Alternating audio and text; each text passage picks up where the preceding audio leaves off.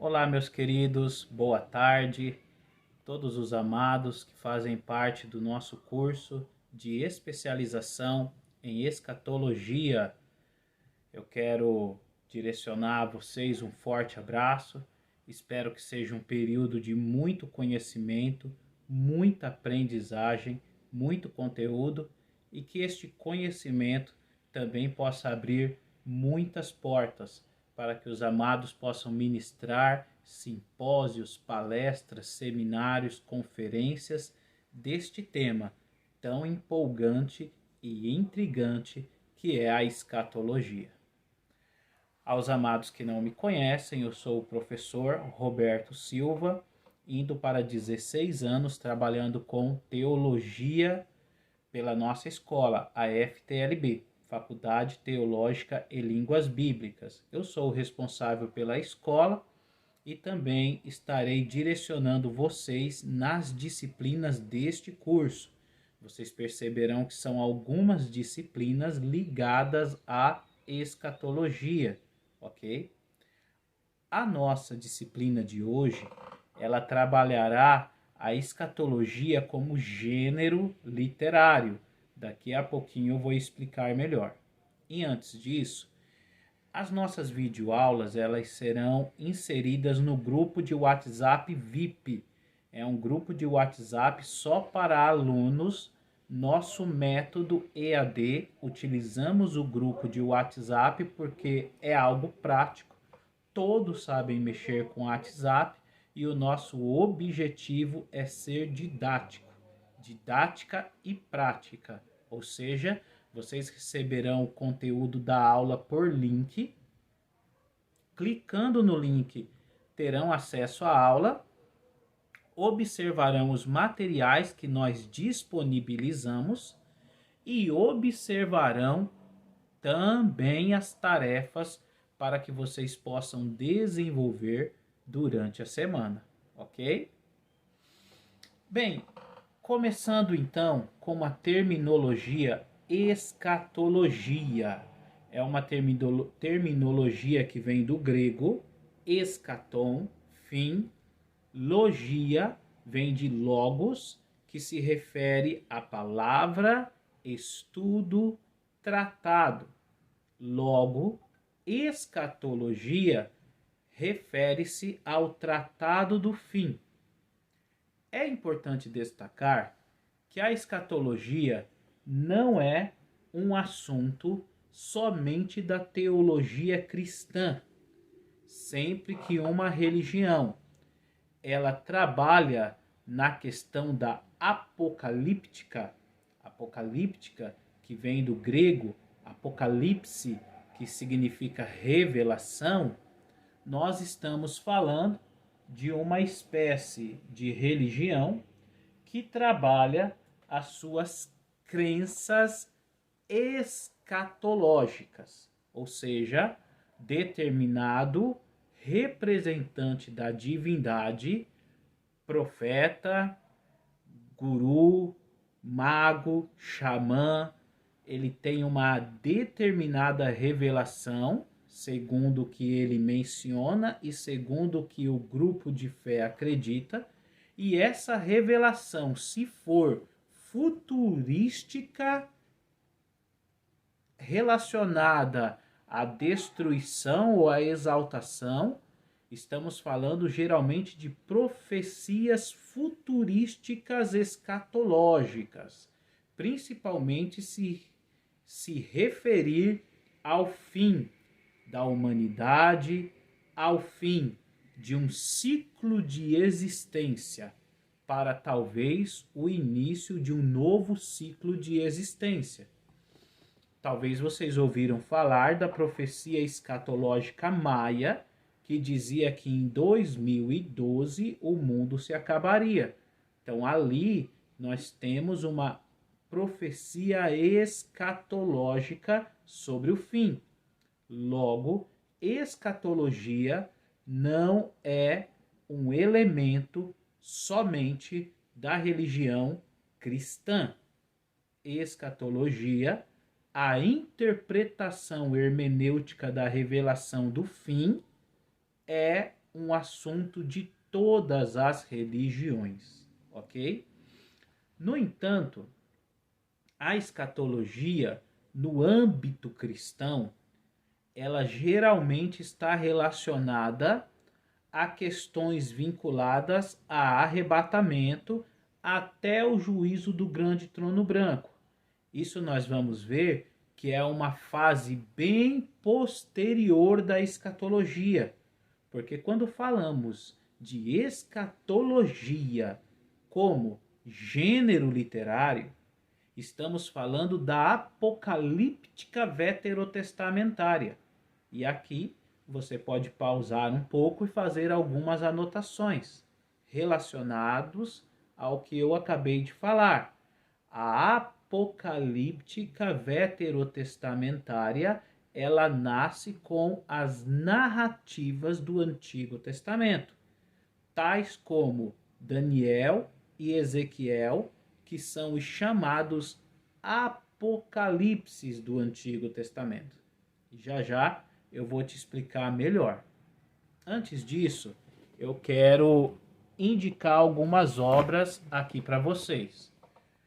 Palestras introdutórias à teologia sistemática ajudam, porque o autor ele já menciona vários sistemáticos. Schaeffer, Strong, Weinegrunden e tantos outros. Então, ter uma obra como essa é interessante porque você não precisa ter várias obras de teologia sistemática.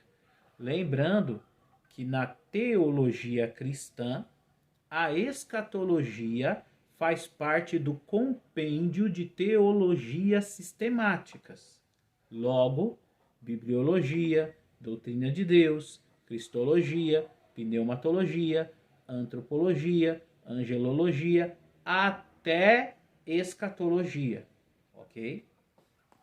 Então fica uma obra aí de indicação para vocês.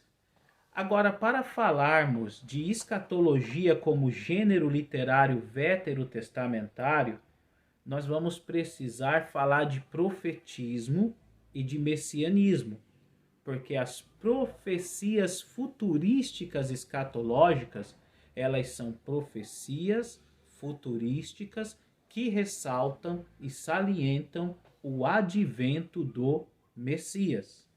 Então, para falar sobre isso, eu indico aqui para vocês Profetas,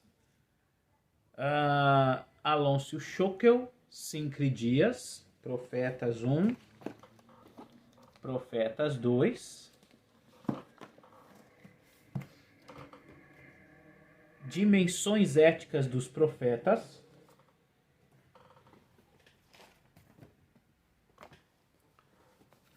Teologia do Antigo Testamento do von Rad, e para finalizar, apócrifos e pseudoepígrafos.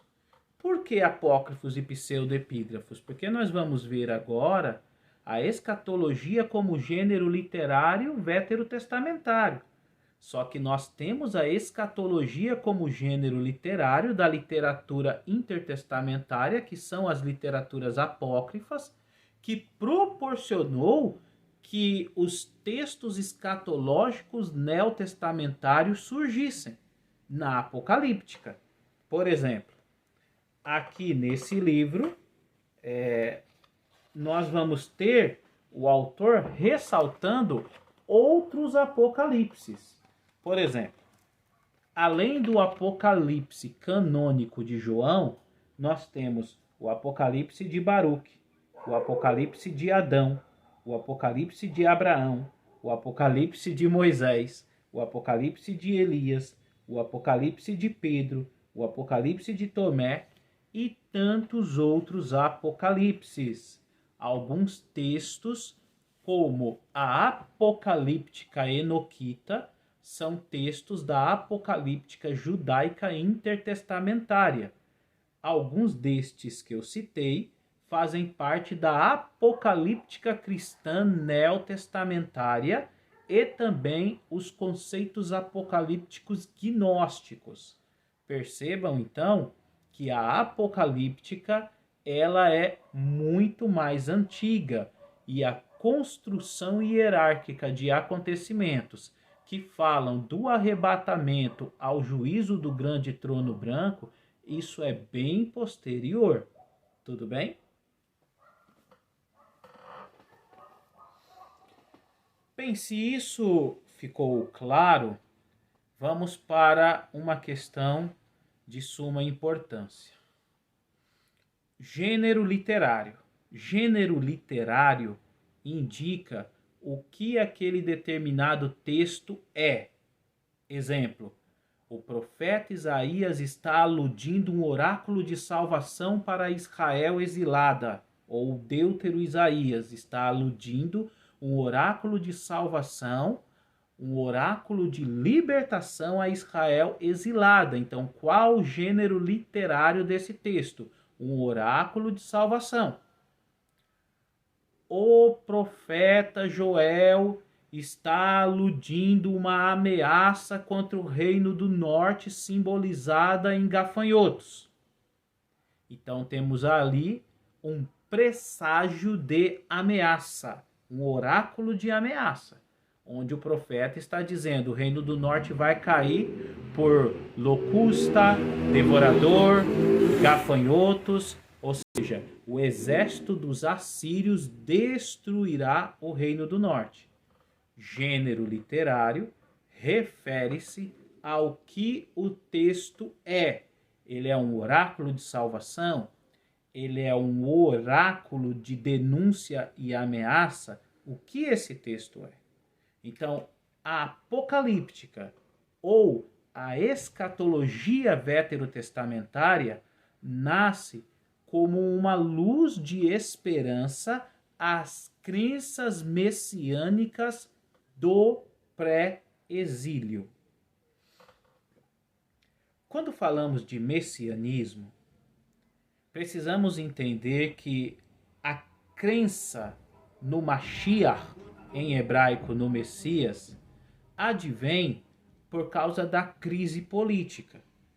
Os monarcas, principalmente os monarcas nortistas, que nenhum são bons, e tem os monarcas sulistas, que alguns são bons, como Josias e Ezequias. Eles estão vivendo períodos difíceis, porque a Assíria foi conquistada, porque o reino do norte foi conquistado pelos assírios, e o reino do sul estava prestes a ser conquistado pelos babilônicos.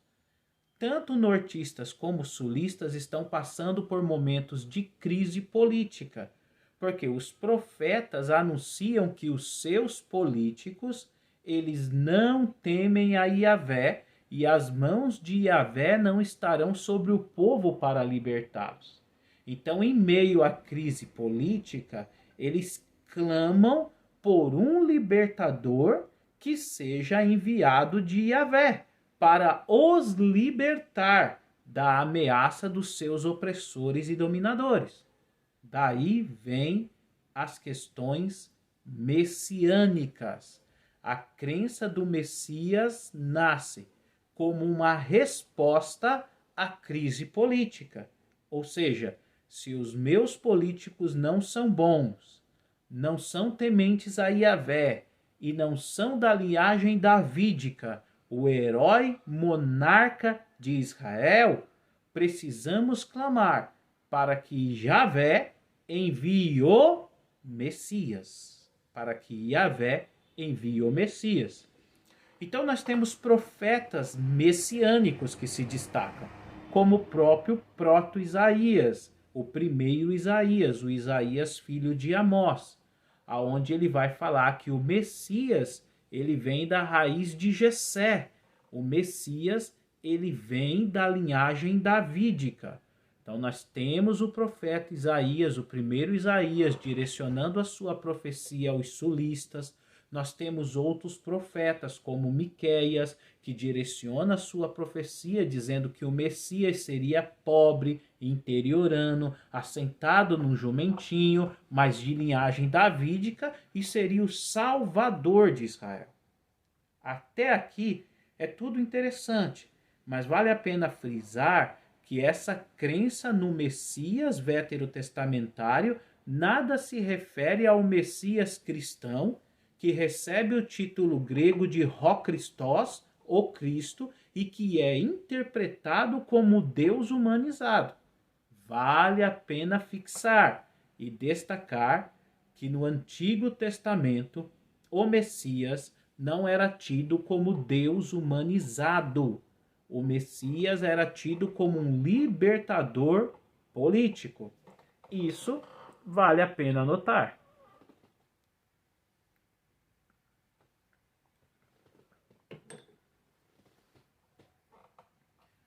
O Messias como libertador político é um presságio, é uma válvula de escape que ressalta a esperança dos sulistas e dos nortistas que estão sendo oprimidos por monarcas que não temem a Javé.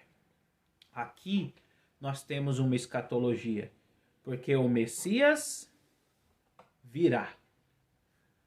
Alguém da raiz de Jessé virá. É um presságio futurístico de alguém que é enviado por Javé para sentar-se no trono de Israel. Esse alguém é da linhagem davídica e de resgatar Israel do domínio dos seus opressores, libertando Israel e talvez fazendo Israel a maior potência política. Só que isso é um sonho. Isso é uma profecia futurística. Isso é o que eles desejam e anseiam. Daí vem a questão futurística. Yahvé levantará alguém da casa de Jessé, da linhagem davídica. Até então, queridos, tudo bem. Anotem essas datas. O Reino do Norte, falar de Messias até o ano 722 a.C. é uma coisa, porque existia Reino do Norte e existia monarcas nortistas. O Reino do Sul, falar de Messias até o ano 605 a.C. é outra coisa, porque existia monarcas sulistas. Então, era um sonho mais alcançável e tangível. Ficou difícil para os nortistas remanescentes do norte falar de Messias quando o Reino do Norte caiu em 722 a.C. pelo poder dos assírios. Ficou difícil para o Reino do Sul falar de Messias futurístico quando o Reino do Sul caiu no ano 622 a.C., no ano 605 a.C. pelos babilônicos. Quando caiu o norte e quando caiu o sul, norte por assírios, sul por babilônicos, acabou a monarquia. Se acabou a monarquia, como virá o Messias?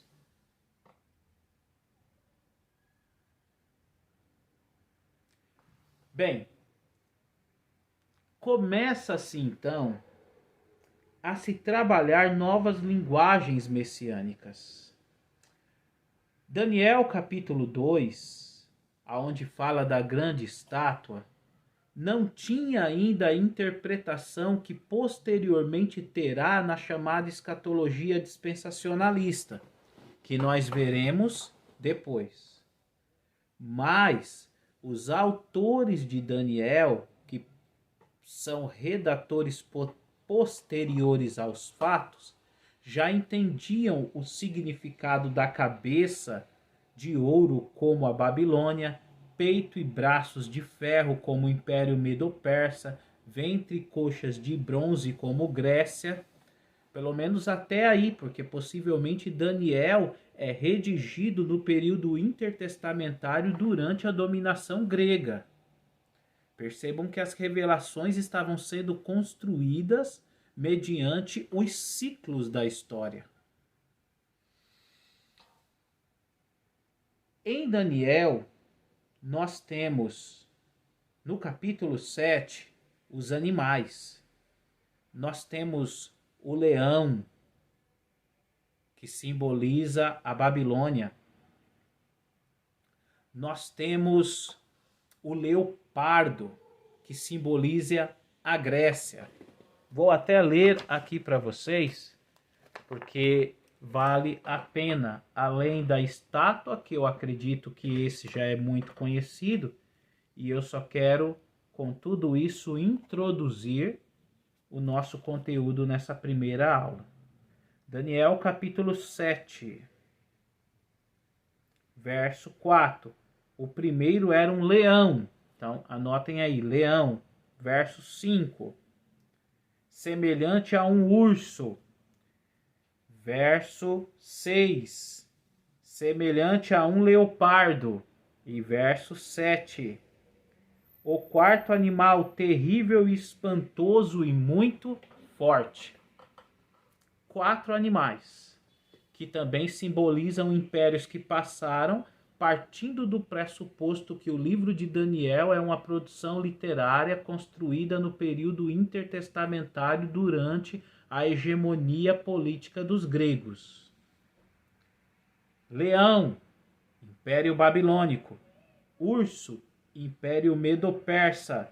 Leopardo, Império da Grécia. E o quarto animal, terrível e espantoso e muito forte, seria o império que derrubaria tanto Seleucidas como Ptolomeus. Seria o Império Romano. Daniel traz então essa linguagem de coisas passadas com um autor que ele está tentando fazer presságios futurísticos. No capítulo 2, não acaba nas pernas de ferro, porque fala dos pés, parte ferro e parte barro. 10 dedos e de uma pedra lançada sem o auxílio da mão humana, que posteriormente interpreta-se que os pés refere-se ao governo do anticristo, do período tribulacionário. Os 10 dedos da estátua refere-se aos 10 reinos que estarão aliançados com o anticristo no período tribulacionário, e a pedra lançada sem o auxílio de mãos humanas que bate nos pés da estátua e destrói as pernas, o ventre, os peitos e os braços e a cabeça, entende-se que é o governo de Cristo, milenar, que será superior a todos os grandes impérios passados. Já uma interpretação dispensacionalista a partir de uma interpretação escatológica sobre os pés da estátua. Essa interpretação os autores de Daniel não tinham, porque é uma interpretação escatológica posterior. A interpretação do quarto animal, terrível e tenebroso, possivelmente os autores de Daniel não tinham ainda. Por isso, é um animal informe, não tem uma forma clara, porque eles sabem que algo ocorreria futuristicamente falando, mas eles não sabem propriamente o que. Neste período do livro de Daniel, o império dominante é Babilônia. Depois o império dominante é os Medo-Persas, o império persa dominado por Ciro. E Israel? Israel são vassalos. Israel são cativos dos babilônicos. Com o domínio dos persas, Israel volta para Jerusalém, mas continua sendo vassalo dos persas. Não existe monarquia, não existe monarquia, não existe rei da linhagem davídica. Se não existe monarquia e não existe rei da linhagem davídica, como virá o Messias? Porque as profecias isaiânicas destacavam o Messias da linhagem davídica da raiz de Jessé, monarca. Mas agora não tem mais monarca, não tem mais monarquia. Vale a pena vocês anotarem. Haverá uma mudança de interpretação de advento do Messias, que contribuirá na construção de um Messias escatológico. Ou seja, no Antigo Testamento, o Messias é crido como um rei humano, davídico e libertador da Israel exilada e cativa. Mas chegará um momento que não dá mais para acreditar no Messias assim, porque Israel não tem mais rei. Não existe mais monarquia. Nem na época de Jesus Israel tinha mais monarquia. Acabou a monarquia.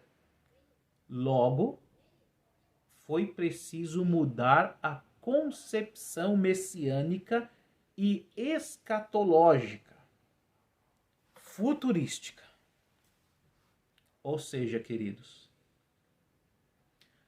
começou-se a acreditar em um Messias que não viria mais para governar a terra, mas um Messias viria para falar do reino dos céus. Isso é muito forte na literatura intertestamentária. E este é o tema da nossa próxima aula e vocês podem estudar também.